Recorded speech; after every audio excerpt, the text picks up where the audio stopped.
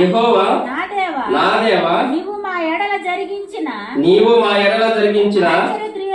ఆశ్చర్యక్రియలను మా ఎడల నీకున్న తలంపులను బహు విస్తారములు వాటిని వివరించి చెప్పేదనుకుంటున్నా అవి లెక్కకు మించి ఉన్నవి. నీకు సాటైన వాడొక్కడును లేడు.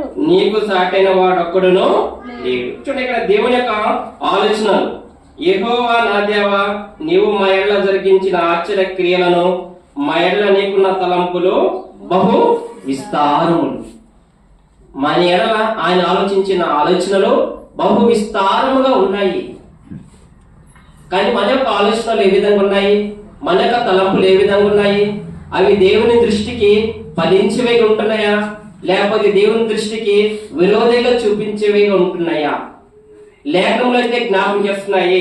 ఆయన జ్ఞాపకం చేస్తున్నాడు, యెహోవా నా దేవా నీవు మా ఎడల జరిగించిన ఆశ్చర్యక్రియలను మా ఎడల నీకున్న తలంపులు బహు విస్తారములు.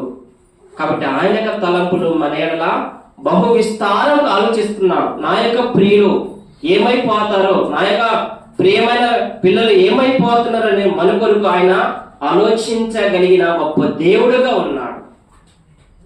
ఇదే కీర్తనలో 33లో కూడా రాసుకొచ్చారు. చూడండి,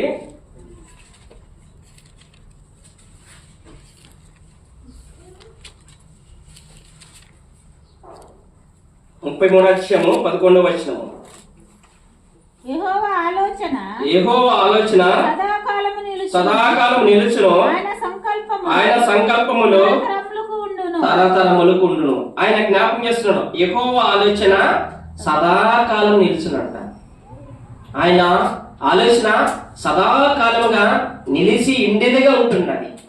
అందుకని అక్కడ కీర్తనకారుడు 139 రాస్తూ వచ్చాడు.